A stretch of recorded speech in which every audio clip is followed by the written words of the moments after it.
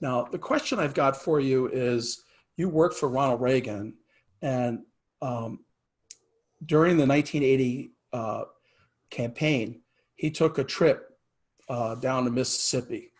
And this trip was to Neshoba. And it was here that Ronald Reagan talked about his commitment to states' rights.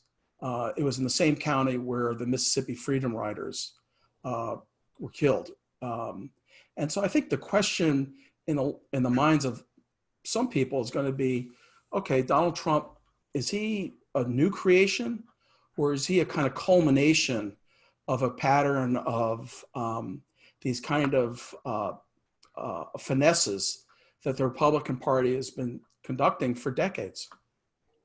Yeah, no, it's a good question. It's a fair question. Let me disaggregate it a little bit on Reagan and the trip to Mississippi. Look, that's fair to make that criticism. I have no idea whether Reagan himself knew that or whether his aides decided to send him there. I was too young at the time, so I don't know the backstory of that. It probably was not a coincidence. And if you went back to Lee Atwater, he did an interview with I think it was Mother Jones magazine, maybe they published it. Anyway, it was a interview that Atwater did in 1981. He was talking about the Southern strategy that Nixon followed in the late 60s. And basically what Atwater said is, by the late 60s, you couldn't use derogatory terms toward African Americans, so they used code words like states' rights, and I think even he mentioned law and order. Now, Lee Atwater was one of the key architects of several presidential campaigns, and he was essentially saying that was what was happening in the late 60s. Now, he was actually defending Reagan in 81, saying that was not Reagan's approach. So some of that happened. I would say you have to take people in the totality of their acts. And I don't think if you took Ronald Reagan in the totality of his acts as president or before president, that he was anything close to being a racist. And indeed, his greatest speeches, and I think some of his most powerful speeches, were the antithesis of that. I think he is in many ways the antithesis of Ronald Reagan. And I think that if to put Reagan in the same category of Donald Trump it requires a tremendous blindness.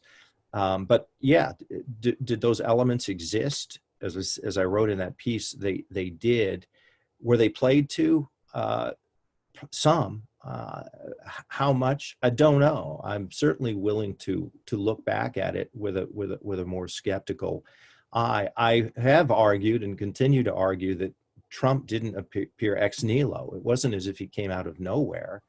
He appealed to something that predated Donald Trump. There was a moment for him to come into this. Remember, what was it that was essentially Donald Trump's entry into national politics? It was 2011, and it was the racist birther conspiracy. I wrote about this in the New York Times in 2011. I refer to it as the GOP and the birther trap. And I sort of tried to warn, saying, this is not what you shouldn't be playing footsie with stuff like this.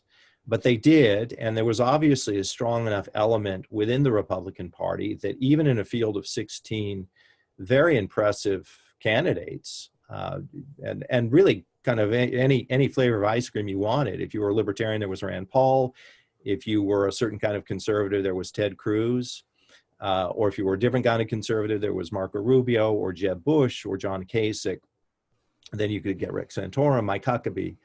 Now, all of these people had been lifelong Republicans dedicated to the conservative cause in one way or another. Donald Trump was not. Indeed, he was an opponent of many of those things. So the question that people have to ask themselves, I think the hard question for Republicans, is what was it about Donald Trump that caused so many Republican voters to jettison lifelong beliefs and convictions to embrace him and to nominate him? And I'm afraid the answer is that it was his style, which appealed to the dark and ugly parts of American society, and there was racist elements to it, and there was some bigotry to it, and it got traction. So I think that that's something honest Republicans have to wrestle with.